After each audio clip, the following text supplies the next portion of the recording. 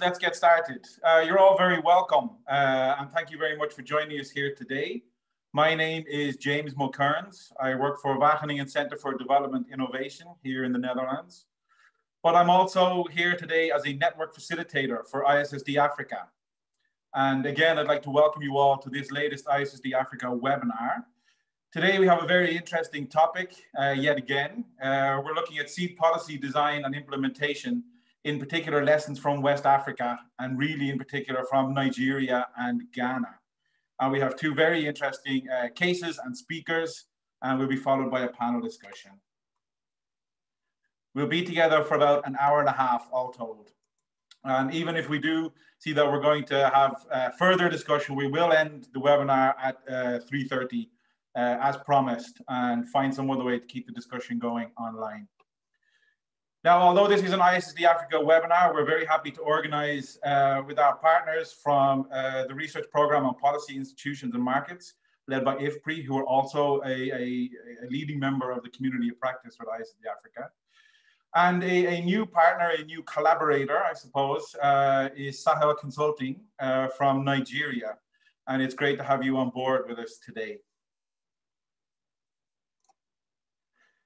Again, I'm going to give a short introduction as to what's going to really happen over the next hour and a half. I'll be handing over shortly to a moderator who will take us through really the body of content for today. But in general, we're going to be together for an hour and a half. You'll hear a welcome, which is what I'm doing now, and some introductions to the speakers and panelists. We have two speaker presentations.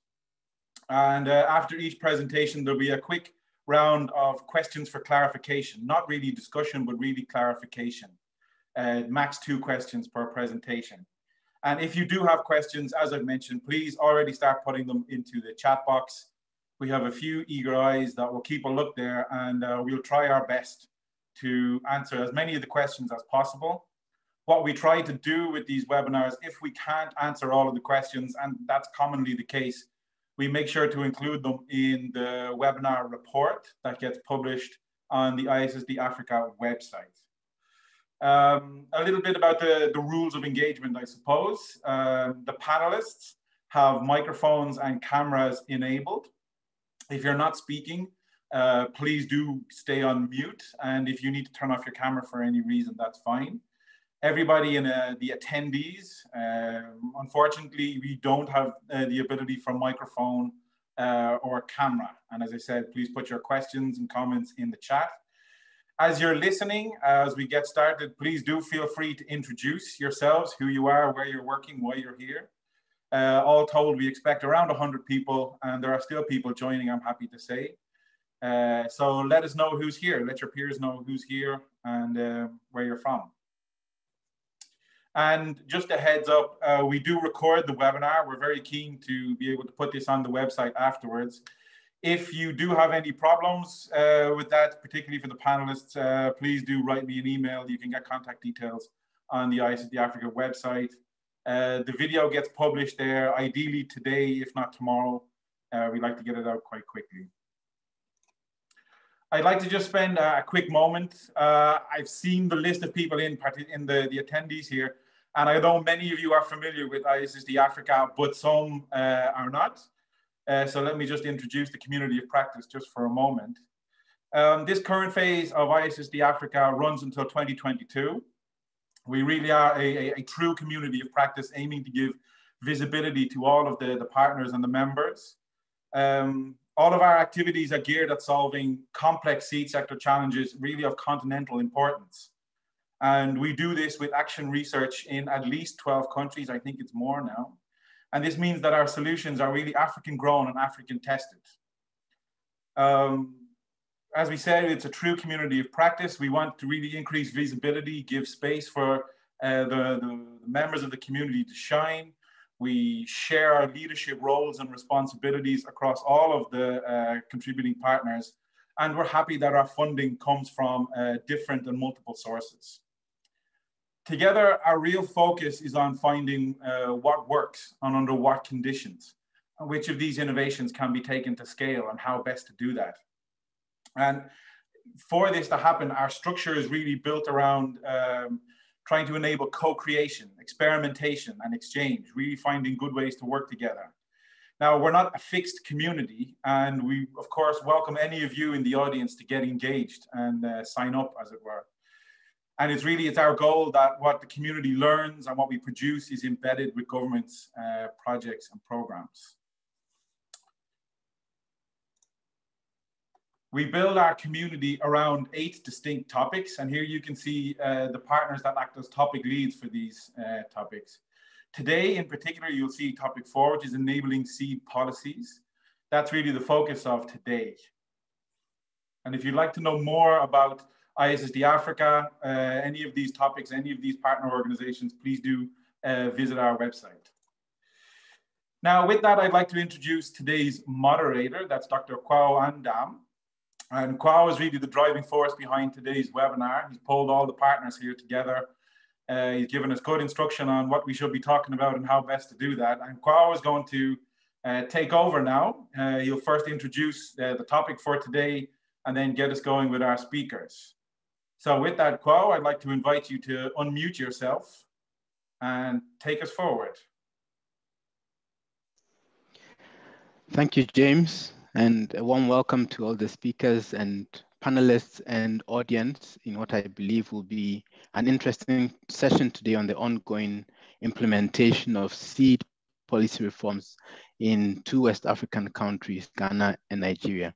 Now, the work overall under the enabling seed policies topic is proceeding in Ethiopia, Ghana, Kenya, Nigeria, Rwanda, Senegal.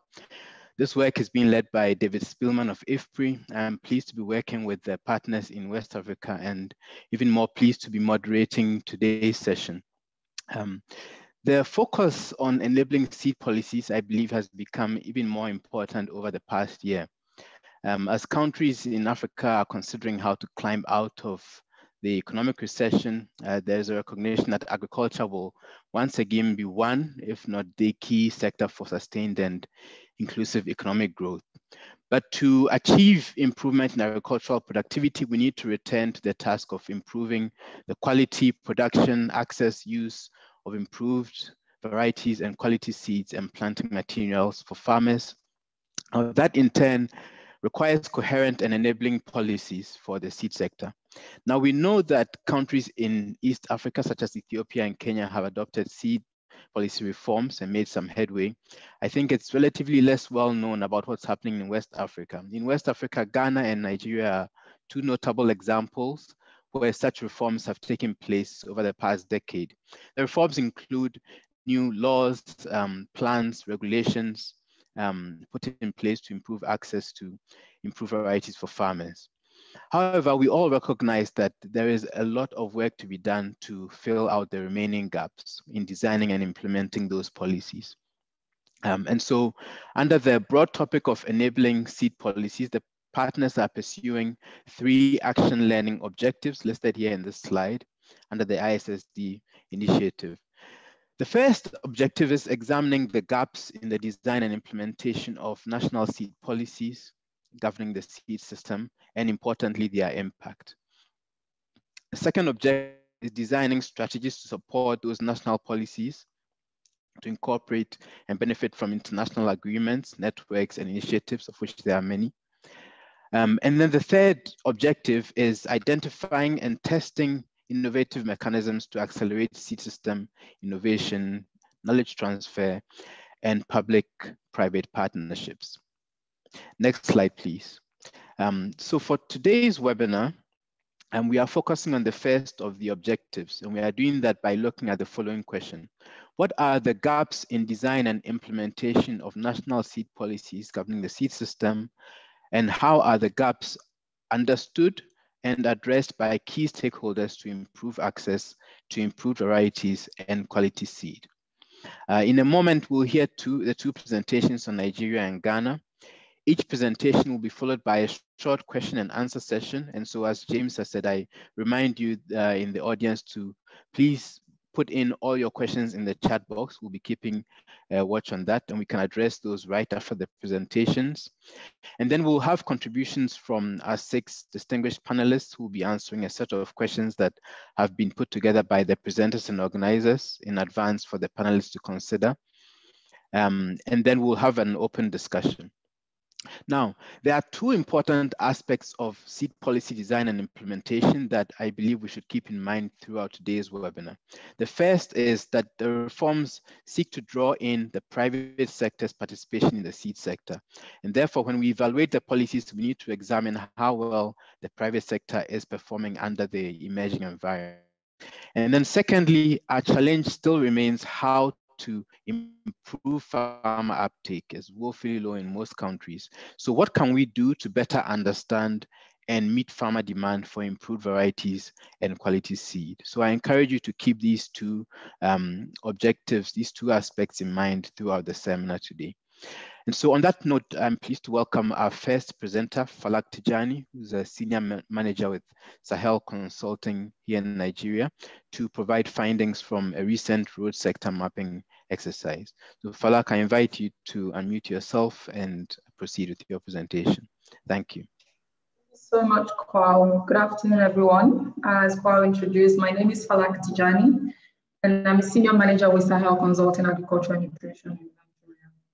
So my presentation today is going to look at the Nigerian National Seed Roadmap that we developed in partnership with different organizations. Next page, please.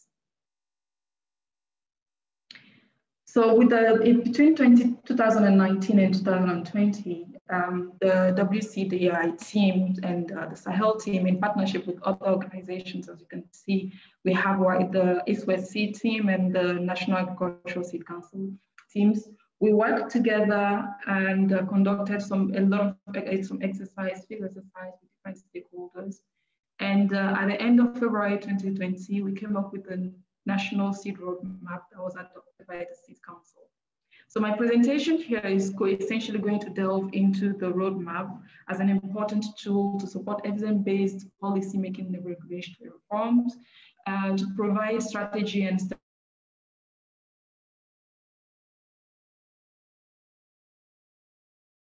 sector, and builds on the interests of and priorities of the wide range of stakeholders in the landscape. Next page, please.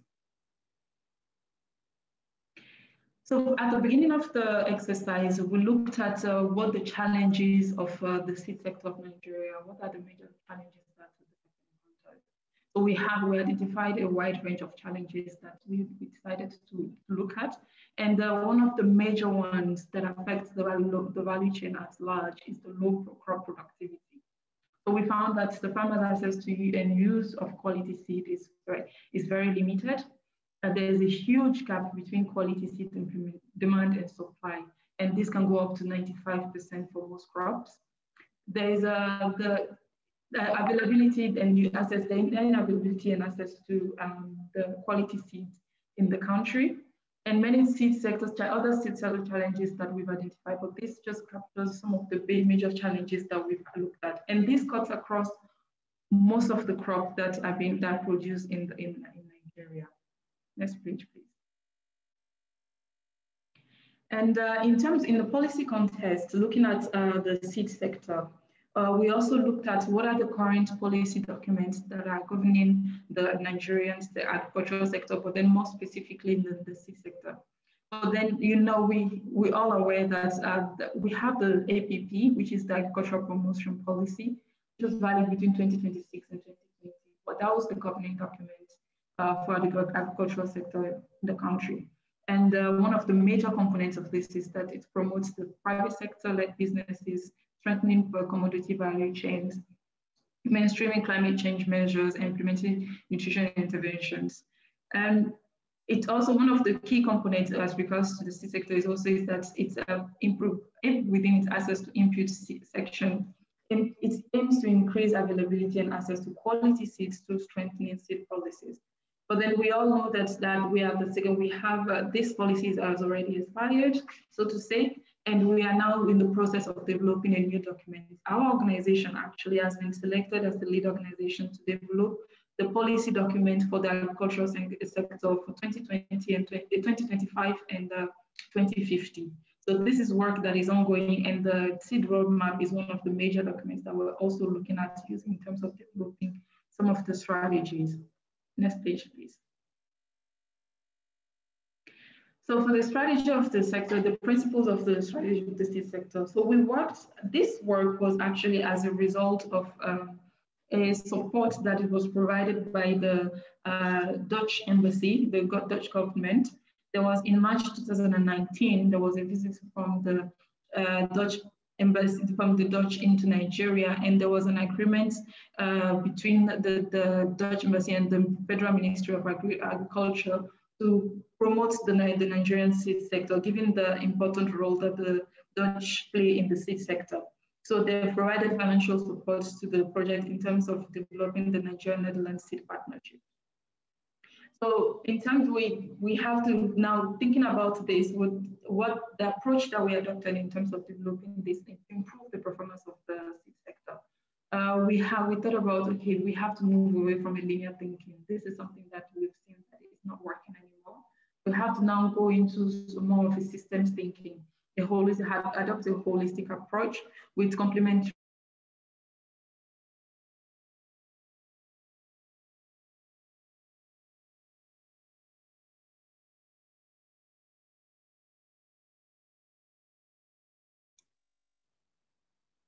Falak, can you hear us?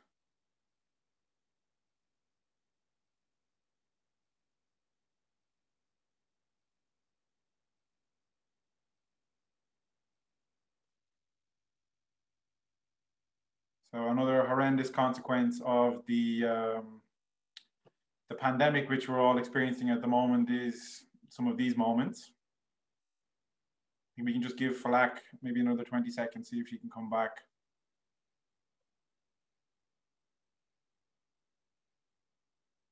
No, Falak has dropped away.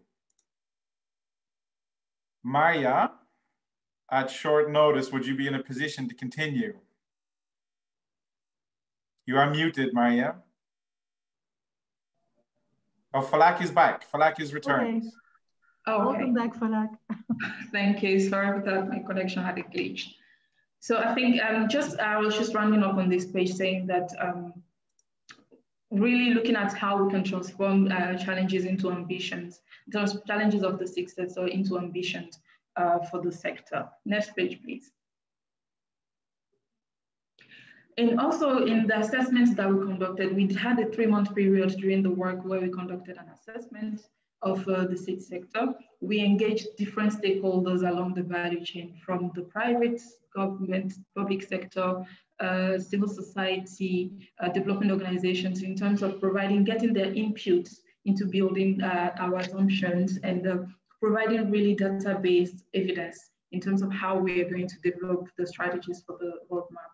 So these are some of we looked at some of the assumptions that we looked at in terms of, we did some projections for 2025 and 2030, identifying the gaps in the current potential of the seed sector.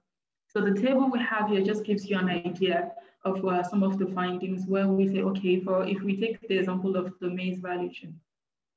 So we find that for the seed gap, we're envisaging that, well, there will not be much gap. This is for the maize OPV, because that is that is the most demanded and most produced type of seeds that you find in a country. Well, as against the hybrid maize that you find, there's a huge gap there that goes up to 95% That goes up to 95% in 2030. And another example, if you look at say the Irish potato, which is also another example. Irish potato seed is almost not produced in the country. So there you see that there's a huge gap in terms of demand and supply. And then that is the gap that is going to, that we envisage that by 2025 is like 95%. And then that goes a little down by 2030 at 96%. So these were all assumptions that we used in putting together the strategies for the roadmap. Next, please. So Identifying the challenges, as I mentioned earlier. So this is just, we looked at we engaged different stakeholders. I think throughout the work, we engaged about 123 stakeholders.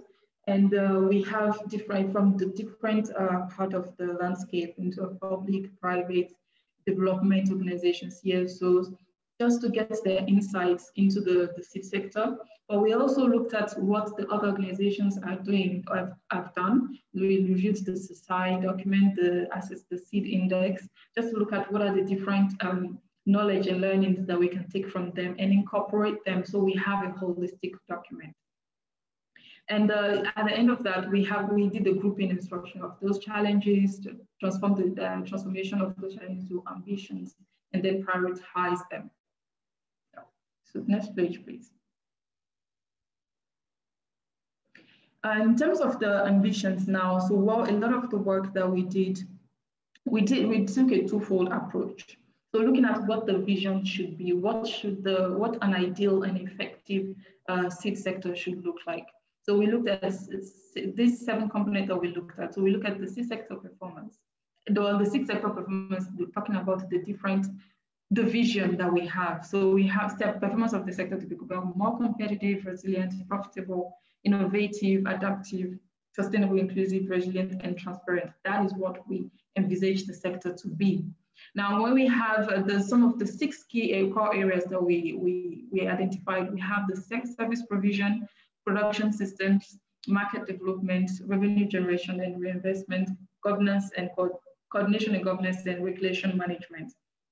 And when we talk about in the interest of the topic of the day, we just focusing on the regulation and management. So what we're thinking about, we thought about, based on the various conversations and inputs that we've received, the seed sector has rules and systems in place that govern seed markets, production systems, service provision, and all coordination. So that is what an ideal system should look like.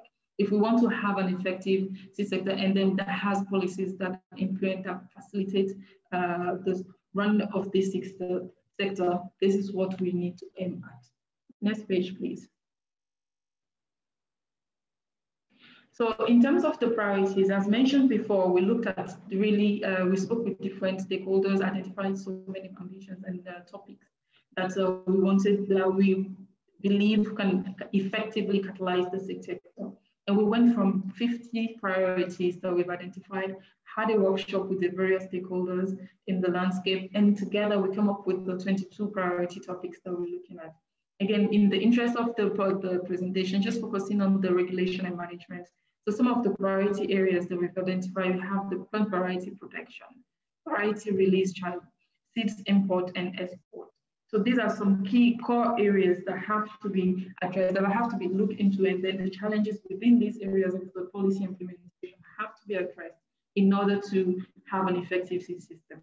But we can also look at maybe some of the coordination and governance, ensuring that the seed sector governance and coordination, seed information available to all the stakeholders, seed trade and association, have an effective seed trade and association, and the alignment of donor interventions.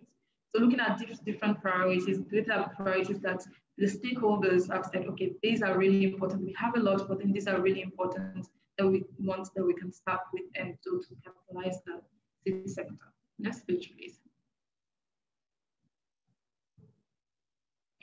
And in terms of the seed, when you take the seed roadmap, the documents that we've looked at, that we've developed.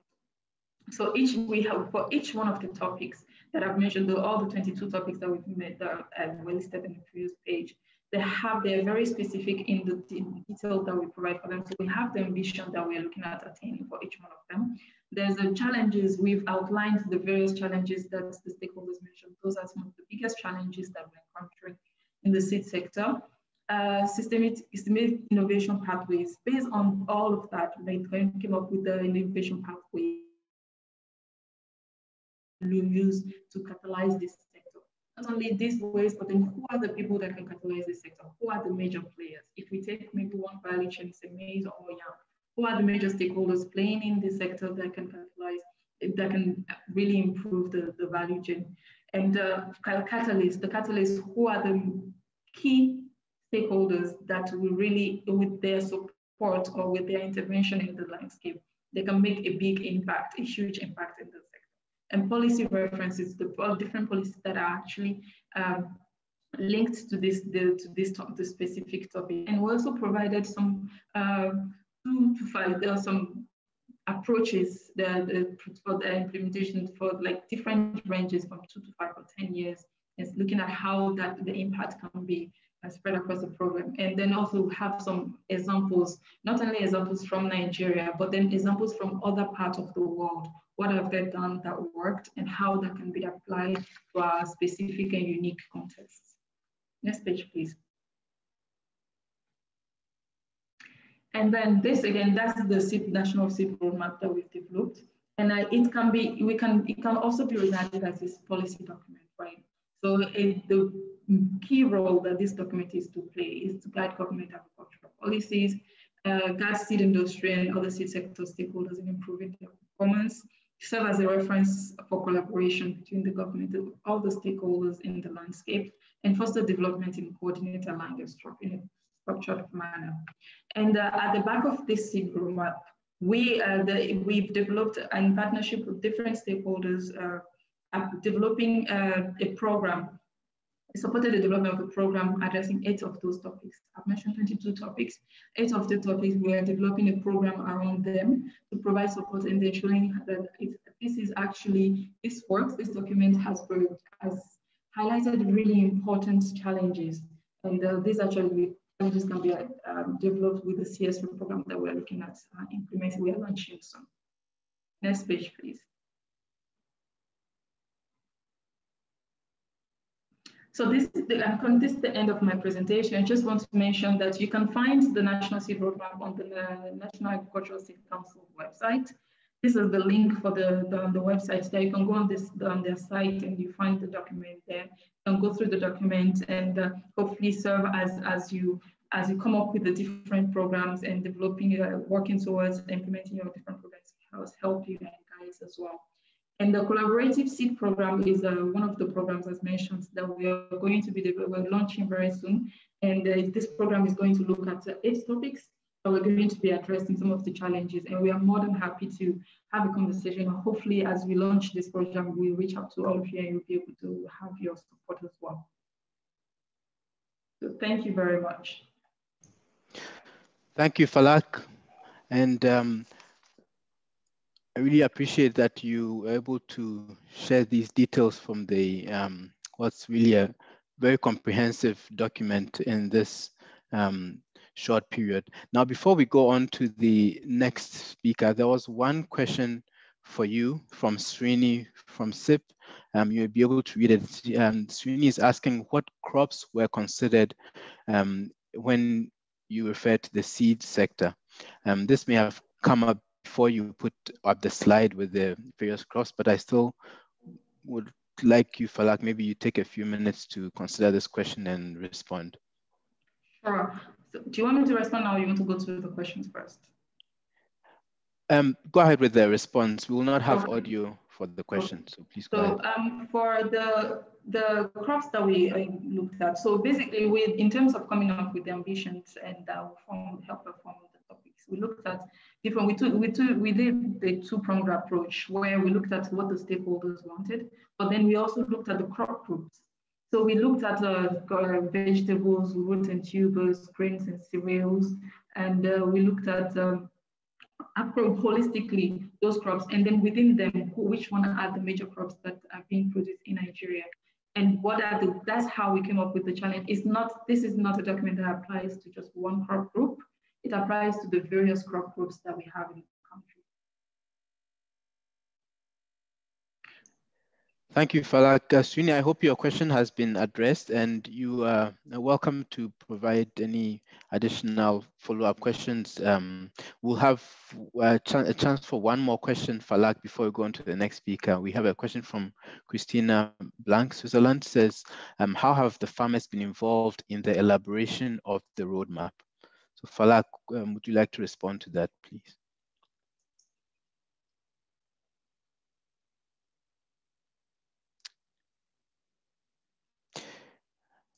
I think we may have lost Falak on the call. Maya, would you like to step in with a response to this question? Yeah, thank you very much, Kwao. I will respond. So we started with focus group discussions around different crop groups. And in all of these crop groups, we involved representatives of farmer organizations. So like for vegetatively propagated crops, we had a discussion around jam, and we had a discussion about Irish potato. So then farmer organizations working on these crops were invited into the focus group discussion. So it's focus group discussion around the crops, inviting different type of stakeholders to discuss the vision of how that crop should be further developed in the future, as well as challenges around seed for that crop.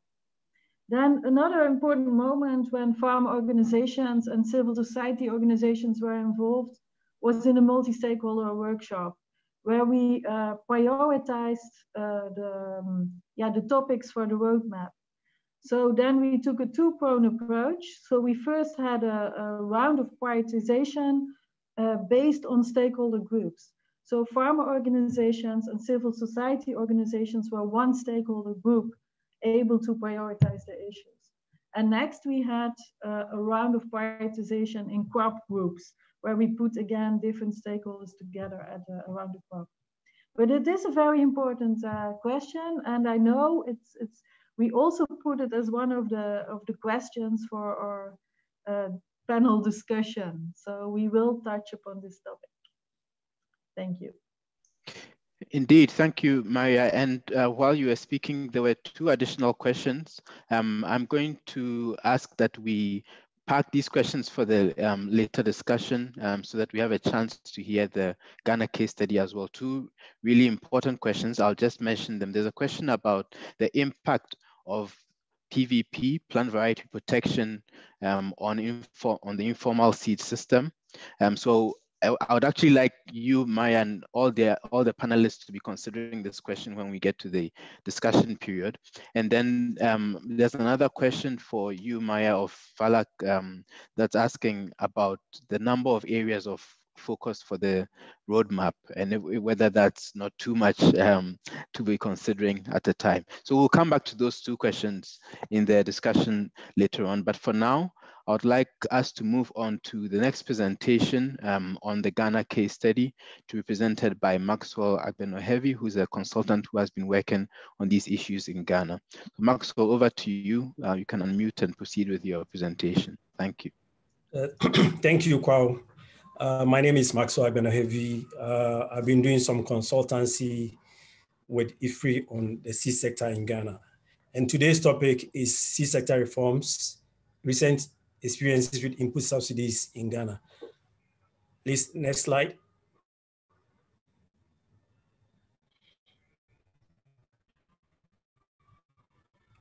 Next slide. Yeah.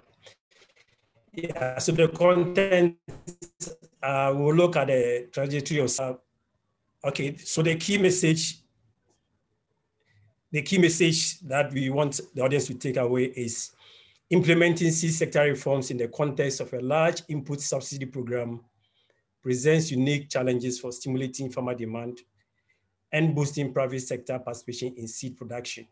So in Ghana, the seed sector is undergoing some reforms using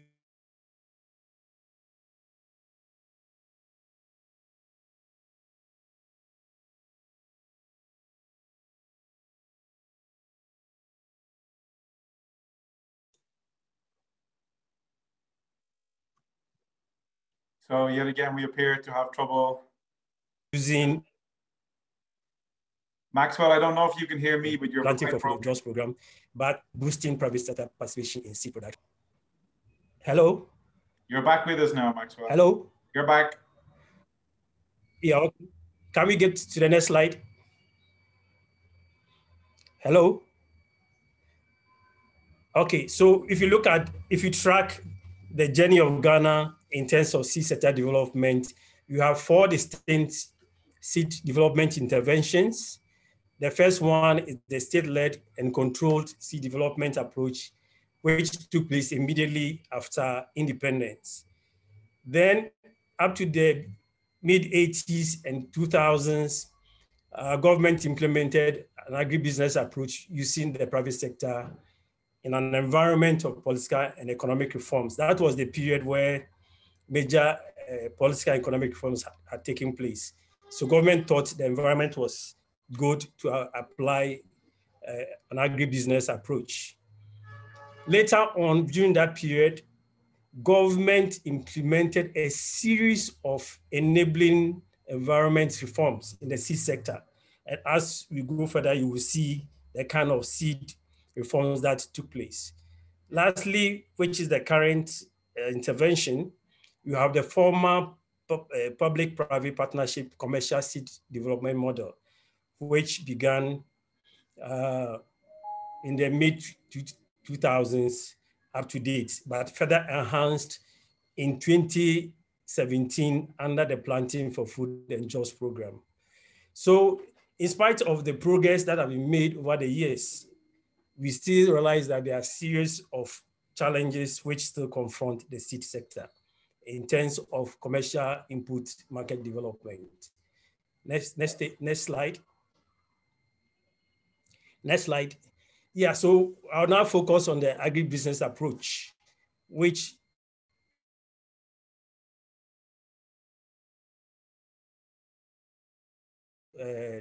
changes in the seed industry in Ghana. This approach was implemented to provide opportunities for substantial private sector investment in seed production and distribution.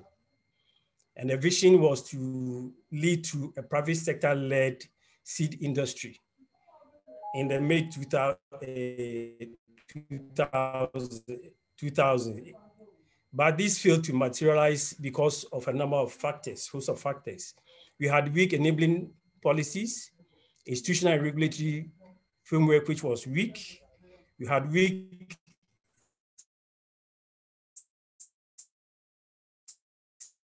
seed sector knowledge. You had infrastructure capacity, financial constraints, and insufficient seed promoting activities. Thousands in the situation where we had a global food crisis and food shortage in the country, a lot of attention was galvanized in the country, which led to a number of seed sector reforms, as I have alluded to. So can we go to the next slide? So these are the series of enabling policies which were enacted. We had the Plant and Fertilizer Act, which was enacted in 2013. Part 2 of that act showed recognition for the private sector and then sought to regulate the private sector's role in the seed industry. We had a Ghana Biosafety Act in 2011. We had a Plant Protection Regulation in 2012. We had a National Seed Policy in 2013. We had a National Seed Plan in 2015. We had seed regulations harmonized with ECOWAS protocols in 2018. And we had a Ghana proper seed regulations in 2018. So these were enabling policies, but this alone from the evidence was not sufficient to really catalyze the seed sector. So there was a lot of technical and business management capacity training, a lot of it which was sponsored by donors. So for example, we had the institutional crop variety licensing policy and contracts in 2019, which was an institutional mechanism to strengthen the linkages between the national research system and private sector companies and growers.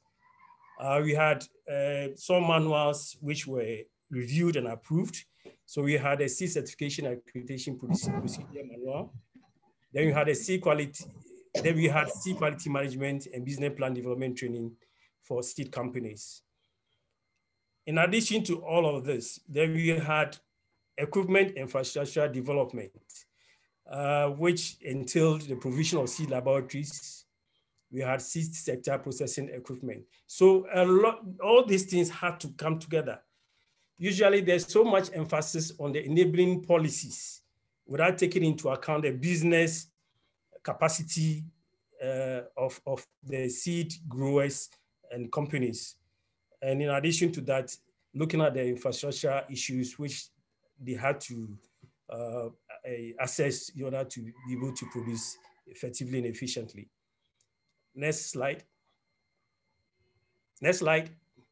Yeah, so this is the current program government is pursuing, which is called the Planting for Food and Jobs program. This has been touted as a very ambitious agriculture program, which was launched in 2017. And from many observers and commentators, it promises the transformation of the agriculture and seed sectors. The Planting for Food and Jobs uses input subsidy as a mechanism to substantially ramp up farmer seed demand, coupled with simultaneous increased government funding for seed production distribution by the research system and the private sector. This program is so comprehensive in terms of the number of beneficiaries, the number of crop subsectors. We have the cereals, we have the legumes, vegetables, roots, and tubers. In addition to increased quantities of subsidized inputs, seeds and fertilizers, we also have enhanced extension services and marketing support. Now, immediately I'll talk about what has happened under the PFJ program in terms of volume of foundation and seeds, cereal seeds produced. So if you look at a graph from 2008 to 2016, with time, the production of both foundation seeds and certified cereal seeds declined. Then from 2017 to 2019, under the program, these seeds saw substantial, if you like, dramatic increases in production. So that's what the graph tries to depict. And the source is from the Ministry of Agric. Next slide. Next slide. So under the program, the private sector found increased space for the importation, production, distribution, and marketing of seeds under the PFJ program. And as I've alluded to before, we had dramatic increases in seed supplied under the PFJ subsidy program. In addition to that, because of the incentives provided under the program, there was huge expansion in input markets, even into the remotest parts of the country. And an IFRI survey in 2019 in 6 districts in 4 northern regions showed that there was over 100% increase in the number of retail input shops, all as a result of the interventions and the incentives under the PFJ program. So in effect, we can say that the subsidy program has moderately invigorated Ghana's seed industry. And on the graph, you see the volumes of certified seed supplies to farmers between 2017 and 2019, in respect of maize, rice, and soybean seeds. So we have seen an increasing trend, which are quite dramatic, which shows that seed supplies under the PFJ program has been very much impressive. However, in spite of this progress, we realize that the number of private sector companies really producing seeds for the program has remained almost virtually constant, around 7 or 8 companies each year, which means that there's some gap which has to be filled by more of the private sector companies coming on board. So that is an issue that has been observed from the data. And another concern which has come up with the implementation of the program is that almost all the seeds being produced in the country are being channeled into the PFJ program. So it raises concerns about the viability and sustainability of the commercial seed market in the long run. That's an issue that has to be addressed. Next slide. Next slide. Yeah, so now we come to the gaps in policy design implementation, issues in policy design. Since this is a program which is receiving huge funding from government, there are concerns about how this funding can be sustained, judging from the fact that currently there's high dependence of the input supply system on government funding. So the fear is that in years which government faces fiscal constraints, the quantities of subsidized inputs which may be available to farmers may reduce. So the sustainability of the program, since it is currently so much dependent on government, is an issue which has to be addressed. And well, there's the issue of how to look for sustainable funding for this type of program.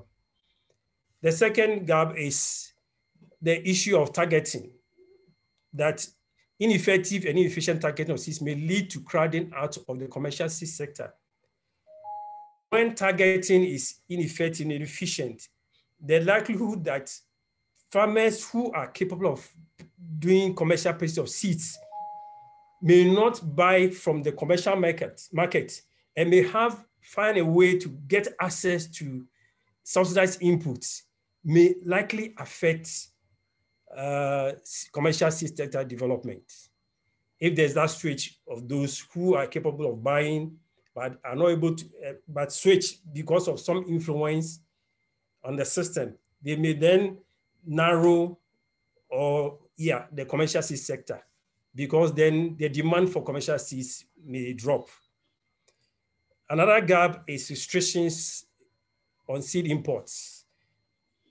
There's still some restrictions on seed imports from outside, and this may impede farmers' access to new seed varieties and may hinder domestic competition in the seed industry. Another gap realized is the lengthy varietal testing and release time and associated costs have served as a hurdle to increase private sector investment. In fact, if you take Ghana and some peer countries like Kenya, South Africa, Mozambique, even Nigeria and Ivory Coast, Ghana has the lengthiest period for the release of varieties. Another associated policy gap is the supply of inappropriate inputs. And lastly, we have the issue of lack of integration between the formal and informal systems. Next slide. Next slide. Next slide. Yeah, in terms of implementation, there's weak seed inspection and weak seed inspection accreditation by the agency or government institution responsible for this activity, which is leading to some production of substandard seeds or faces for which some farmers are not getting the required productivity growth. And this is likely to lead to dampening of farmer interest in the use of quality seeds. Then lastly, there's relative lack of complementary investment in areas like research and development, seed systems. There has been some efforts to generate new input recommendations, but all of this has not come on board. And then trying to exploit synergies between different inputs and soil health. Market infrastructure is also a big problem in terms of farmers' access to the markets, which may generate income for them to be able to buy seeds. So with this, next slide. Thank you very much for your attention.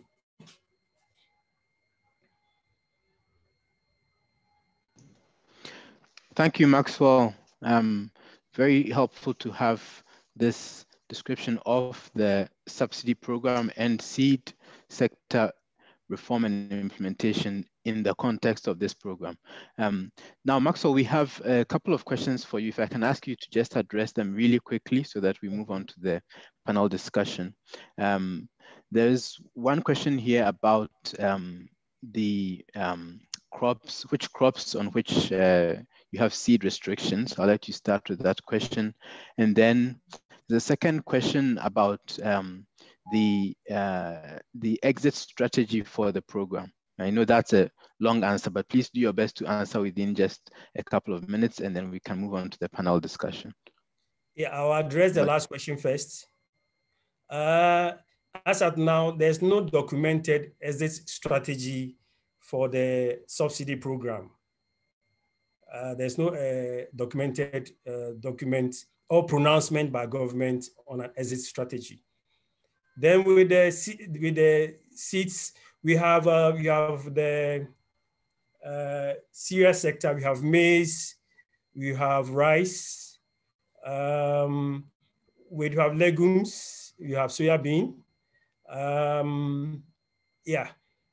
For seeds, some importation is allowed into the country. Foreign importation is allowed, but this is subject to approval by the Ministry of Agriculture, which system some find as discriminatory because there should be a more transparent mechanism for which imports are done. So, in other words, imports are allowed but dependent on approval by the Ministry of Agriculture. Vegetables are imported freely into the country. Vegetables are imported freely into the country. Roots and tubers are produced in the country, so there are no imports on that.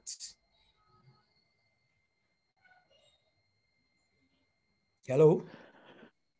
Hello, Maxwell. Thank you. We have a couple more questions. We'll come back to them if there is time after the panel discussion. At this time, if I can ask James, next slide, please. I would like to introduce the panelists. We have 3 panelists from Nigeria and 3 from Ghana. You can see the panelists on your screen. We have Dr. Josiah Wobble, Chairman of the National Seeds Council in Ghana. And then Dr. Philip Ojo, who's the Director General for the Nigeria National Agricultural Seeds Council, NASC. And then from the research side, we have Professor James Esibuo from the Crop Research Institute in Ghana. And then Professor Garba Shaributu, who's the Executive Secretary for the Agricultural Research Council of Nigeria. And then we have 2 representatives from the private sector. From Ghana, we have Mr. Amos Rutherford Azinu, who is the CEO for LCIC. He's representing the National Seed Trade Association of Ghana, NASTAG, and then Mr. Olafere Richard, President of SEEDAN, the Seed Entrepreneurs Association of Nigeria, I beg your pardon. He's representing the private sector for Nigeria. So as you can see, we have about half an hour to go. Would like to ask the panelists to address the following questions. Next slide, please.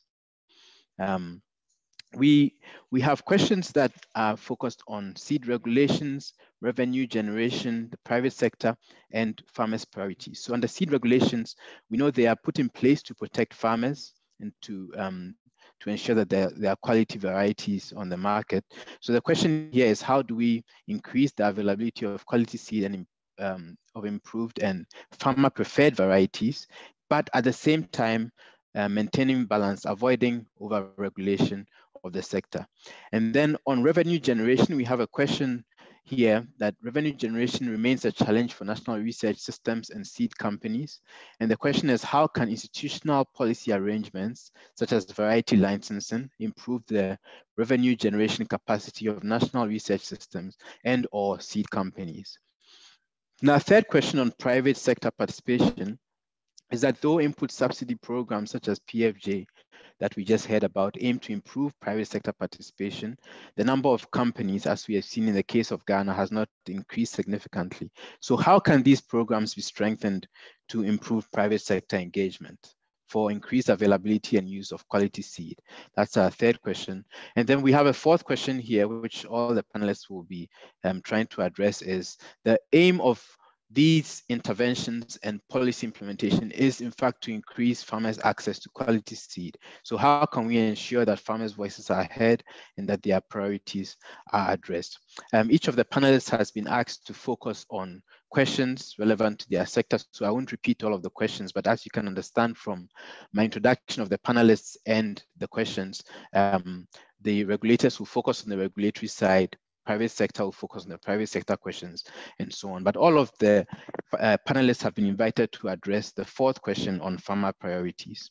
So with that, I would like to call on our participants in the order in which I introduced them. We'll first have Dr. Josiah Wobo, National Seeds Council Chairman from Ghana. So panelists, thank you very much for joining us. And if I could please ask you to stick to just 2 minutes for your initial comments, and we can have some more interventions later. So Dr.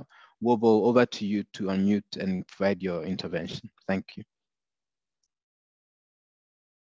Thank you very much, Dr. Andam. It's a pleasure to see you again after such a long time. I'm ready to respond to the question that has been assigned to me. And I also find a few of the questions which have come from the other participants of interest to me, and I'll be very happy to contribute to those also. Thank you very much.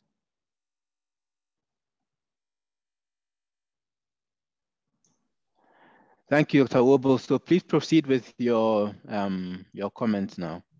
Okay. Regarding the question one, you want me to comment on the question one, right? Yes. Okay. Yes. The question is how to increase the availability of quality seed of improved and farmer preferred varieties while at the same time avoiding overregulation. First of all, you have to understand that seed regulations translate into seed certification, which is the prime quality assurance process by which we are ensuring that seeds in the formal sector are endowed with the requisite quality standards that should meet farmers' needs. And the more successful the process is, the more we are sure that we are able to meet the farmers' requirements. Seed certification, if well formulated, should never constitute over-regulation. Should never. We don't want to be creating terms just because they are possible to be created. I mean, there's nothing like over-regulation if seed certification is well planned, well executed. And I would, for example, say that the process of variety release and registration, if well couched, should avoid unnecessary cost to the breeder, should cut down on the time that it takes to be released, and so forth.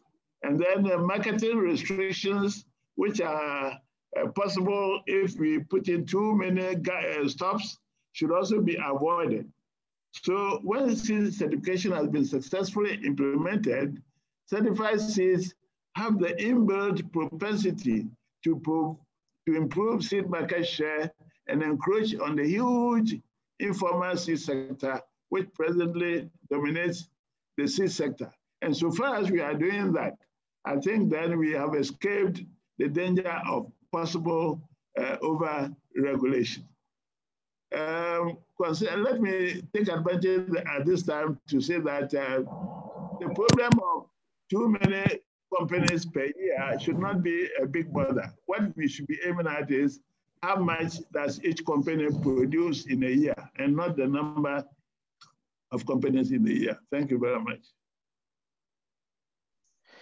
Thank you, Dr. Wobo. Interesting points on avoiding overregulation. And I want to now invite Dr. Philip Ojo to provide comments on the same question, response to the same question about regulation from the Nigeria side. To Dr. Ojo, over to you, please. Yes, thank you very much. I want to say I'm so happy to be here today, and particularly to see some of the faces we've not seen for a very long time because of this issue of COVID-19. We are talking about over-regulation. And are we even regulating enough? Particularly, we don't have enough certification officers, we don't have enough seed inspectors. So we cannot at this time be talking about over-regulation because to us, we don't have what it takes. And that's exactly why we're even going further to third-party certification. We are bringing a number of people on board from the private sector and the unemployed, particularly those who are qualified, to come over and join us in ensuring that it's only good quality seeds that are available. So I don't think over-regulation comes in particularly at this level. What is even regulation? We're trying to ensure that farmers have access to good quality seeds. I think we should actually be able to know, let us get to a particular, the bridge before we cross it. We are yet to get to the bridge yet. We are talking of poor quality seed, adulteration of seeds. That shows we have not gotten to where we are supposed to get to in terms of regulation. I think it's only when we have gotten to this level that we can be talking about regulation. And particularly now, when we don't even have what it takes in terms of the number of people, number of quality control inspectors who should actually be able to do it. And that's exactly why we are actually trying to see what we do to get a number of more people, particularly in the private sector and others, to do third-party certification. I think that's going to be my answer to that question. Thank you very much.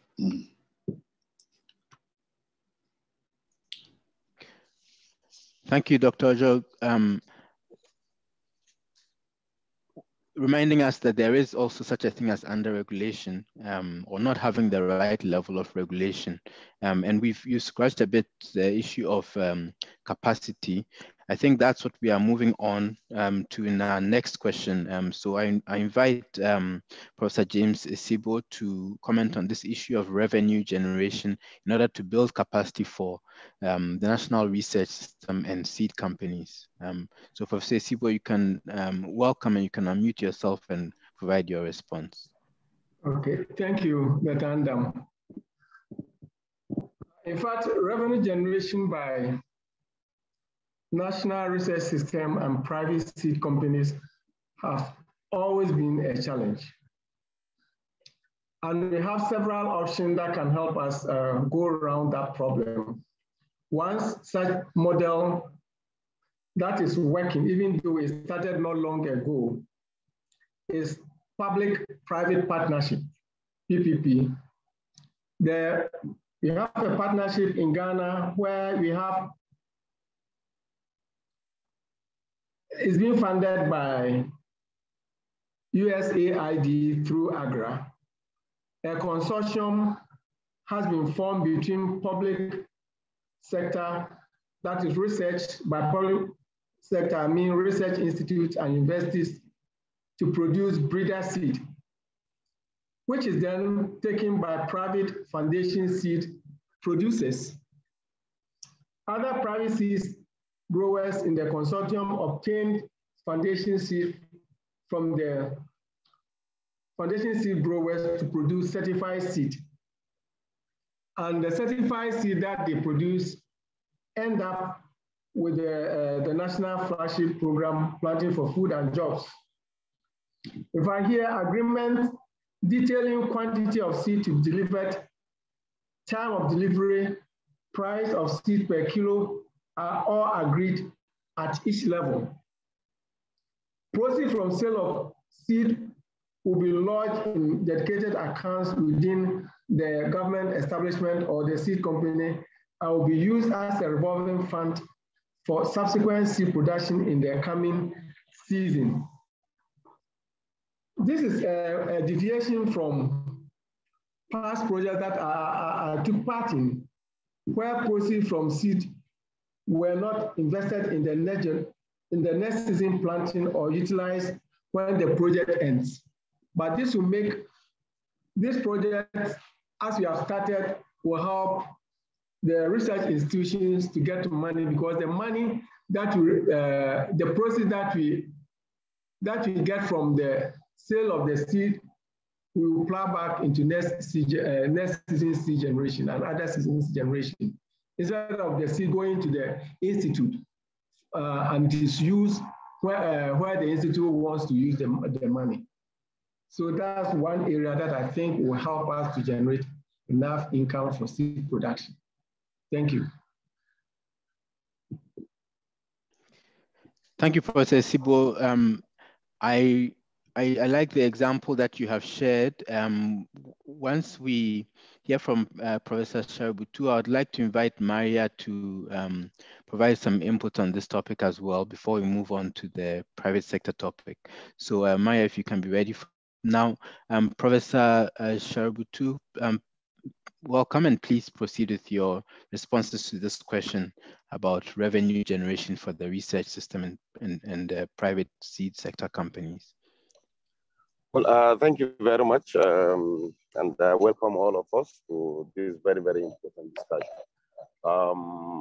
Perhaps for us to really understand, I know the constraint of resources and the issue of revenue generation, we have to go down to the basics as to the statutory laws that provide, for the establishment of our research institutes. We have 15 of them, and each of them has a mandate that is produce-based.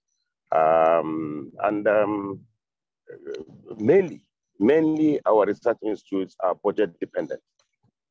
And because they are budget dependent, you can see that the commitment to generate funds is not there, because virtually all the research institutes are just waiting for budget to be released.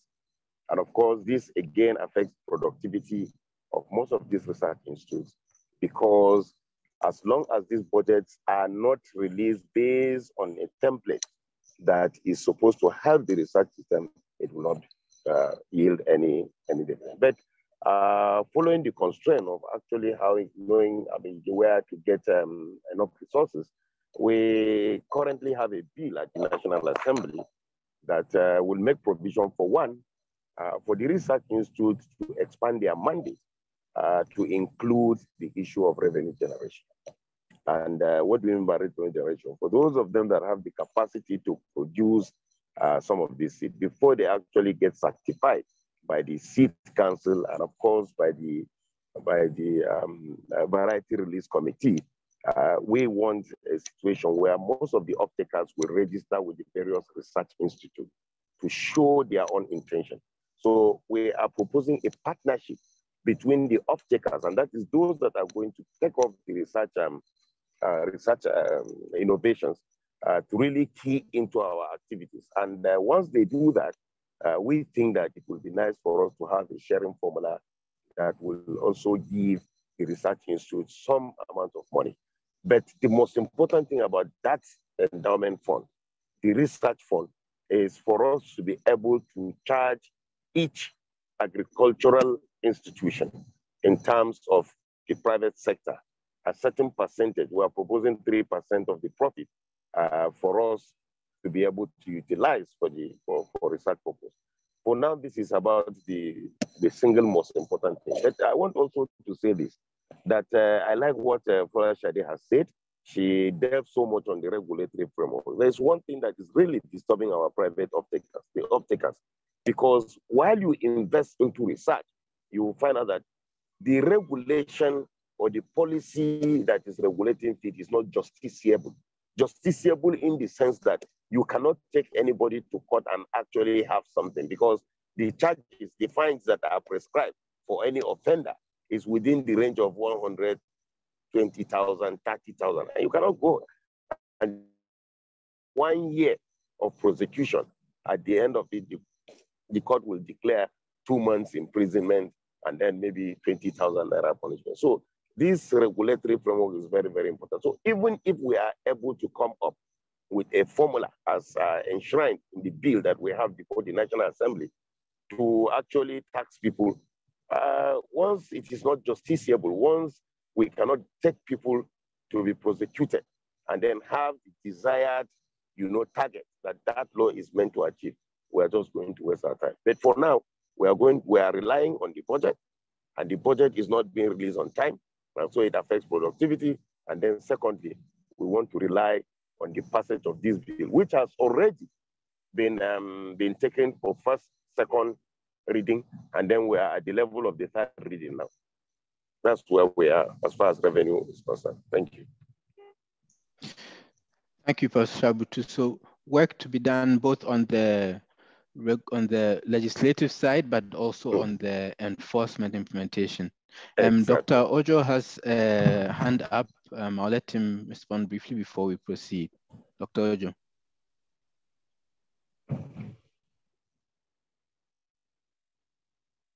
Thank you very much. I just want to add to what Professor Shabutu has said.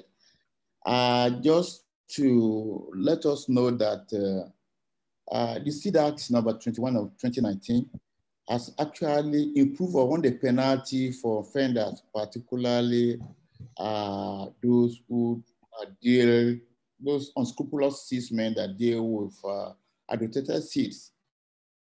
The penalty now is for first offender, 1 million naira and 1 year imprisonment. And for a repeat offender, it is 2 million naira and 2 years imprisonment or both. I just think I should probably say something, let us know. Also, I don't know whether I can have time to really add my voice, or do I wait until the private sector person talks about this issue of revenue generation? Yes, if you please wait a minute, I'll invite first Maya, and then I'll invite Mr. Zinu, and then you can come back in. So Maya, over to you on the institutional arrangements question. Thank you very much, Kwa. I think this is an important issue, institutional arrangements for revenue generation. And then not only revenue generation, but also reinvestment in the sector. And I think that's an important way. It's an important building block for a healthy and vibrant and sustainable seed sector. And I think you can think about revenue generation and reinvestment in many different ways.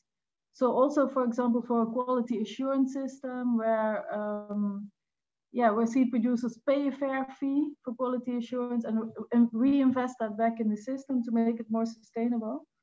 But also issues like variety relicensing. And I just would like to mention an example from the Netherlands, where in the past we had a public breeding program, and but the responsibility of research stopped at breeding. So once varieties were released, they, let's say, if they would have 4 wheat varieties, they would get into arrangement with 4 different seed companies, each to give them a license for a different variety, which also gave these companies a competitive position in the market. So not all seed companies producing the same public varieties, but a private company having its own variety for commercialization. Let me leave it like that. Thank you, Kwa.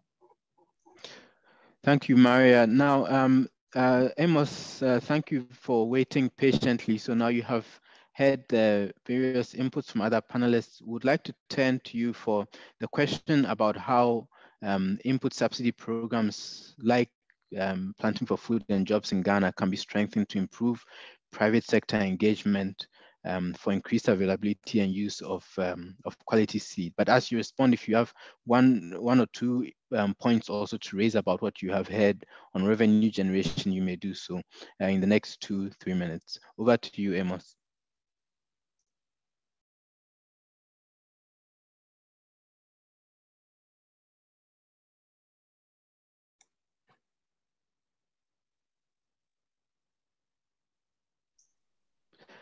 Hello, Amos. We can't hear you. At least I can't hear in my end. If you, I think you are unmuted, but we cannot hear you. Please try again. If you can hear me, Amos.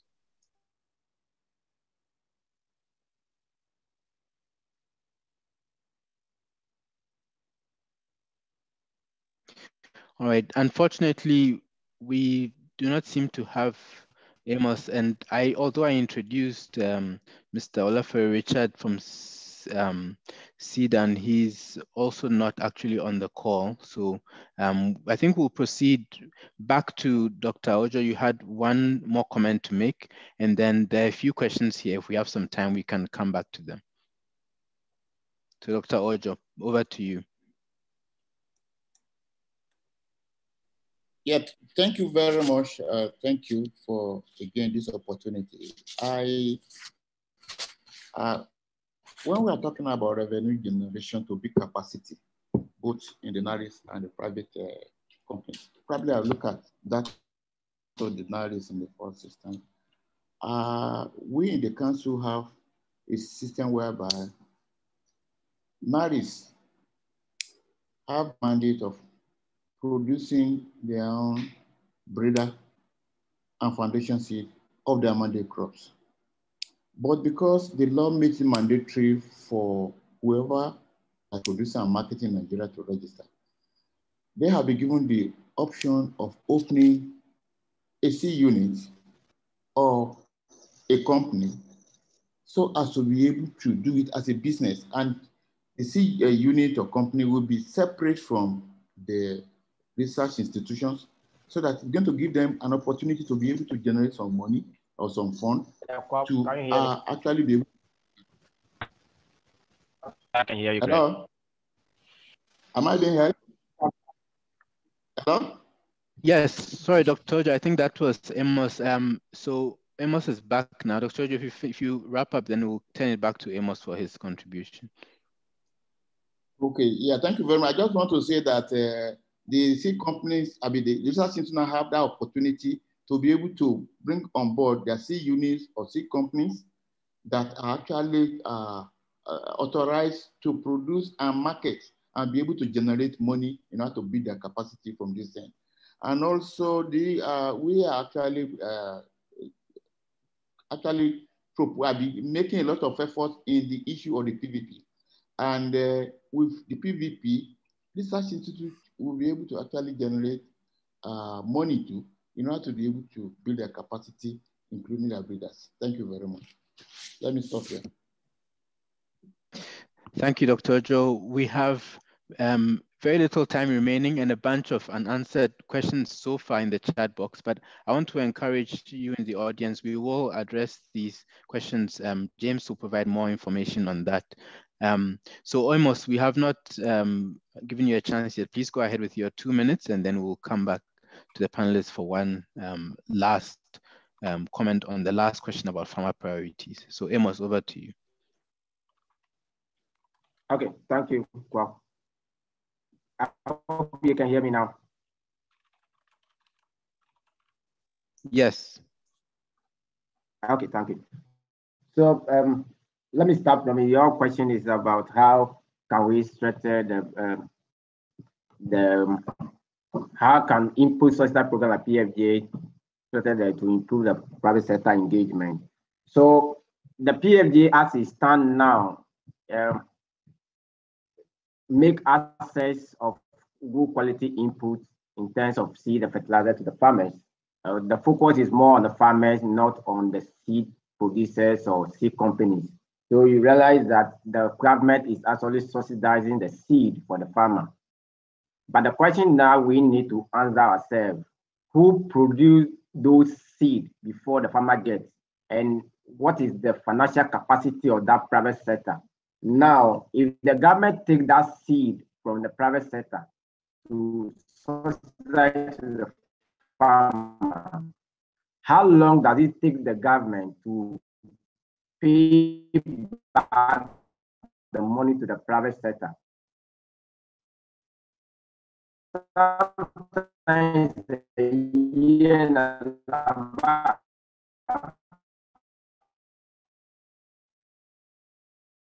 So you realize that financially, the private sector used to produce seed and the bank is charging me 30% interest, the money back. It means that you are at intervention. So it's actually what we can do is actually to target the seed company or the seed producer directly for the contract.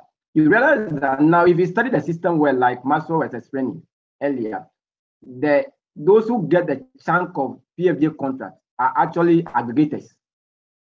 they were not really people who have actually invested in the seed value chain on the business. So they are actually buying the seed on a negotiation price with the producers. So the producer is not actually benefited from what the government is actually doing. The next issue is also about the seed importation. Namaste alluded that there's a restriction. Well, I'm not sure there's too much restriction on that. But the point is that if you take, for instance, a crop like hybrid maize, the local capacity have been very low. And he made a point like, oh, the company that produce the seed still remain the same. I'm not sure the issue here should be the number of companies, but how much seed did they generate season or a year? So the local people have not been able to generate much seed because there's this inordinate taste for foreign seed, where a lot of people are not ready to invest in the local seed industry, but just to say, let's bring the seed in and sell. Then the last point of our revenue generation, the only way forward is about PPP, as the Professor Asibwa alluded to earlier. We from the private sector needs to partner with the research institutions and make sure we have a variety that actually command the market price. And those varieties has to be a variety that has what we call positive PCI, product competitive index, variety that you can actually invest your money and make sure your business is inputted in terms of commercialization. Thank you. Thank you very much, Amos. Now, if I can please ask the panelists to focus on the fourth question on farmer priorities for the remaining time. The aim of all of these interventions is indeed to increase farmers' access to quality seed. So the question is, how can we ensure that farmers' voices are heard and that the farmers' priorities are addressed? So I'll invite anyone on the panel to kindly contribute to this question.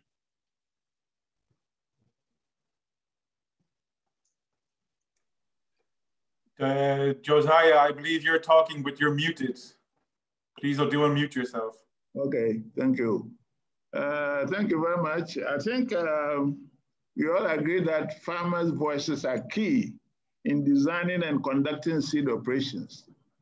And farmers' voices should be heard at various stages, commencing from the formulation of seed policies and legislation, when their opinions are to be captured along those of other stakeholders to articulate the shape and direction of the seed sector in the short, medium, and long term. You will notice that along the value chain, seed value chain, there are several opportunities to benefit from farmers' input. For example, farmers breeding, participatory breeding allows farmers to assist the breeder to incorporate their views, that is the views of the farmers, for whom the varieties will constitute a prime input, and who have expectations and experiences which will usefully influence the breeder's perspective. Then we also have opportunity at the on-farm trial level, when farmers will have the opportunity to assist the breeder to view the performance of promising and released varieties, as well as generate recommendations which will be useful to the breeder, the variety release authorities, and the farming community. And for all that, farmers' associations are very important, as they are required to interact with the seed industry and policymakers to gain understanding of the protocols of the seed sector and to bring on board the collective views of farmers. And then lastly, but not the least, would be the interactions with extension. Extension is critical. It's a critical intermediary between the farmers and the other stakeholders of the seed industry.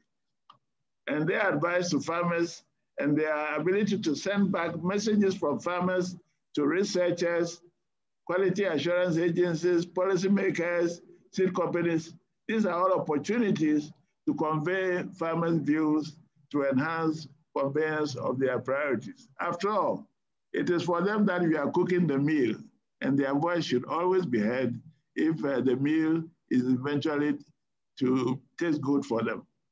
Thank you very much. Thank you, Dr. Wobel. I think that's a great point on which to end this for now. And I'll turn it back to James. Obviously, we'll continue a lot of these discussions in the series of events coming up. So James, back to you. Oh, James, sorry, Dr. Ojo has his hand up. If you don't mind, I'll give him a chance also to respond to this question before we come back to you. Dr. Ojo. Yeah, thank you very much. I just want to put it on record that farmers have a way of their voices being heard, particularly in the National Crisis Council in Nigeria. The governing board of National Crisis Council have farmers as representatives. So that is the higher decision-making body at the seed industry level where their voices can be heard. Also, at even sit-down level, farmers are actually members because they are, as growers and members of the seed company, have opportunity of actually enabling their voices to be heard. Also, engaging them in all activities that we are actually doing is a very veritable way of ensuring that their voices are heard. Also, on the issue of PVP that we are actually trying to prosecute, they can protect and commercialize their own varieties. And it's a veritable way of actually hearing them. Oh, this is exactly what the farmer is saying. These are some of those areas I think, in my perspective, that I think their voices could be heard. Thank you very much. Thank you for this opportunity. Thank you, Dr. Ojo. I'm glad you added this important point. It's good to hear this involvement of farmers in governance for the regulatory body and also the possibility of earnings from the developing seed. Now, I really have to apologize. Lots of questions here. Christina, Anthony, Onoja, Anglingio, all of the other participants who have questions here in the chat box. Thank you very much. We'll not have time to address them, but I'll turn it over to James to close it out for us. James, back to you. Okay, thank you. What I would say is that in the past, plant breeders involve farmers and consumers in the middle or at the tail end of their breeding program when they are invited to select the varieties of their choice. I think that is too late. And in some instances, they only come in when the on-farm evaluation is going on. But now, the trend has changed.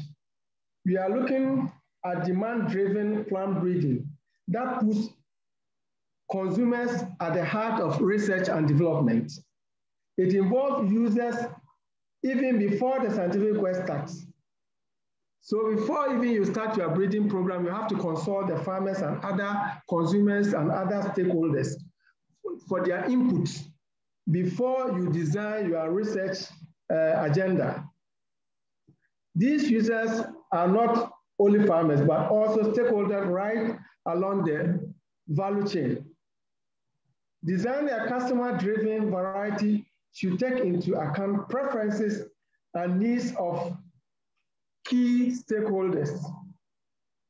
And if this is done, farmers and other stakeholders will easily take the variety that is developed and released because they were involved, their inputs were taken before the design, and also their needs will be met.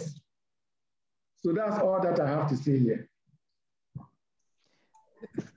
Thank you, Professor James Esibo. So now back to the other James in WCDI. Thank you. Yeah, indeed. Thank you, Kwao, and other James, and indeed to all of the speakers and panelists. I personally have really enjoyed hearing the different perspectives. And as always, it's a small bit of a shame that we can't stay together longer and really explore these questions. As Kwao alluded to, there are many questions and different points that are in the chat from the participants today. We don't have time to go through them, but they will be able to be answered and then seen on the ISD Africa website, which will be adapted to show this video. And I also picked up on a few different documents being alluded to during the presentations. I'll make sure to put links to those on the ICT Africa website also. And following from that, we'll put these items into a newsletter and send those to everybody who's registered. Again, I want to thank everybody from the panelists and the speakers. It was really great that you could be here and provide your input, provide your stories. That really wraps up our session together for the day. I also note that quite some people are logging off already. Before you do go, I would like to just encourage everybody to stay in touch with ISSD Africa. Behind the scenes, we're still planning and putting together more webinars, but what is confirmed so far is a very interesting trajectory looking at how digital tools are informing decisions within farmer seed systems. Now, there'll be different moments around that during April, and it'll culminate in a sort of Ask Me Anything Q&A style webinar towards the end of April. Well, please do stay tuned for more information on that. And then also, many of you will have received a save the date. Wageningen University and Research, in cooperation with the African Union Commission, as well as many partners of ISSD, or Integrated Seed Sector Development, we're framing a conference, an international online conference on guiding seed sector transformation in Africa. Unfortunately, it's still going to be online. We all know why. That will take place over a week. June 21st is the starting date. And we are looking for as many contributors and partners that want to work on this with us.